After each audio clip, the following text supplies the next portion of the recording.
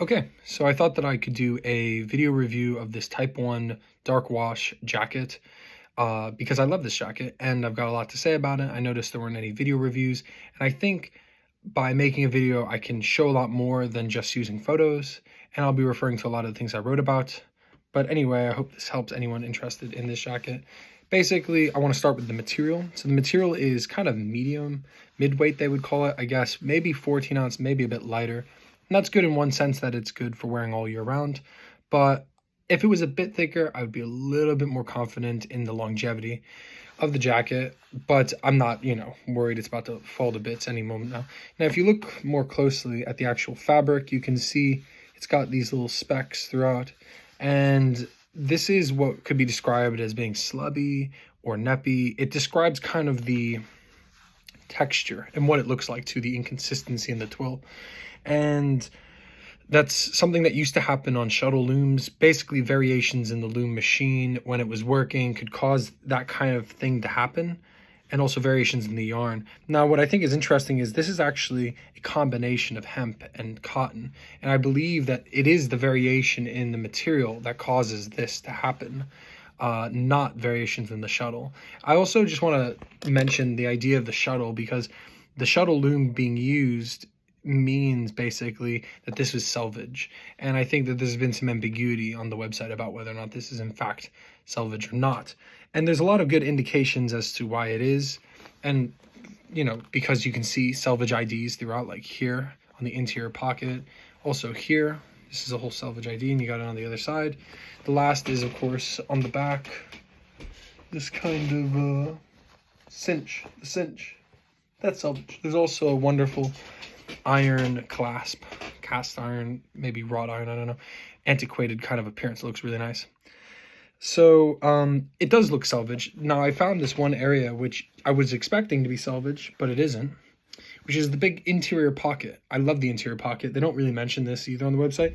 It's probably because you're not meant to necessarily use it for anything, but you could definitely fit like an iPad in here or a dictionary or something. So lots of space there. And in as far as the pocket goes, the value for me is the fact that it's a pocket. But some people would say, why isn't it salvage? There should be this edge, because when it used to be when denim used to be manufactured on the shuttle loom, it would be a self-finishing edge like this. It would look like this.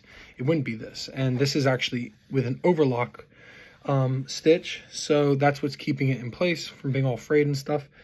And I think overlock machines work really well, and this is a great stitch, and I'm not worried about it. But it makes that question appear, like, is this actually salvage? Now, if you feel this actual material, this feels identical to this. So if this is salvage, then so is that probably. And I don't know how to make a jacket, so it's possible that there are, reasons, why they did that, where it doesn't have the self-finishing edge. And so anyway, I'm not too bothered about it. To that end, I could also say I'm not sure if this is sanforized, unsanforized, or raw or not. I couldn't really say. But my guess would be that it is sanforized and maybe not raw because of the dark wash, but who knows. Now I wanted to mention some stitching kind of details that I really quite like. So here on the cuff, you can see we have a darker color and then the lighter color that's kind of yellow to the outside and orange towards the inside of the jacket. And we notice it throughout, like you'll notice it here. This is yellow, but this is orange. This is also orange. Also here down by the waist. Again, orange to the inside, yellow to the outside. So I like that they're consistent in the methodology. I just think it's a nice little thing. I mentioned also here on the elbow, we have a double stitch, a reinforced stitch right there. Now, admittedly, my elbow doesn't actually align with where that is, but it's a nice thought to be kind of reinforced. And yeah, here we have more selvage, like I mentioned, but what I like about the selvage is that it's always somewhere more discreet, inside. If I do this, I can see it, but you can't. And I feel like people that get really fixated on selvage, they want to show it off in a way. I think that this is a nicer way to have it, because I like to know how this was made, but I don't need the world to know, and that's sort of a choice thing.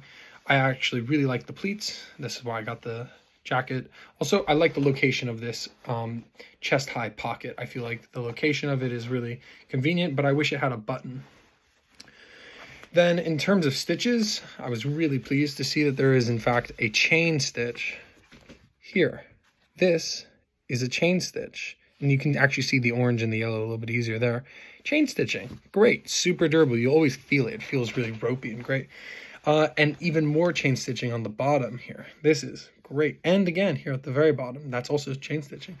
It's really durable, and it's a specialized machine, so not everyone's got it, and if people have it, they don't necessarily use it either. So nice to see. Makes me feel like it's good quality. Now when I stand, I'll just show you the kind of general fit. You'll see that the jacket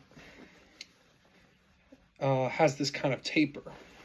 So as I continue to button up, what I find is the general appearance of the jacket is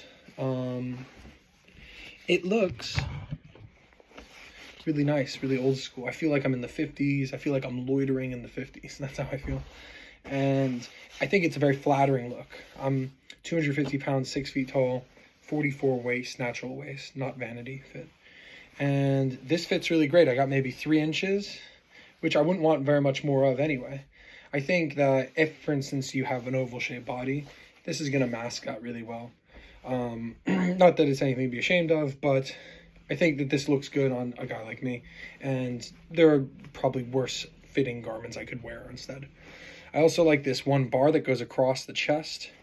It gives the appearance like my chest is wider than it is, and the net result is that combined with the taper down by the waist gives this overall rhomboid kind of angular, not pizza shaped, but just more rhomboid, inverted rhombus shape, which I think, again, flattering. It makes me look broader, and yeah, which is a desirable sort of thing.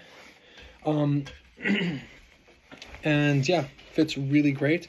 I especially love that it feels fit for purpose in the sense that if I were to do this, that you know, if I was a trucker, for instance, and doing this all day, it doesn't feel like I'm about to rip through the back at all. It feels really nice and comfortable.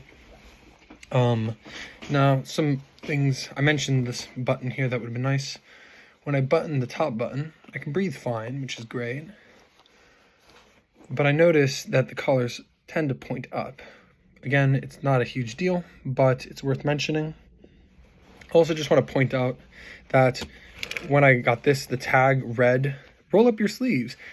See that line, you know, that selvage line? That means this was done on shuttle looms.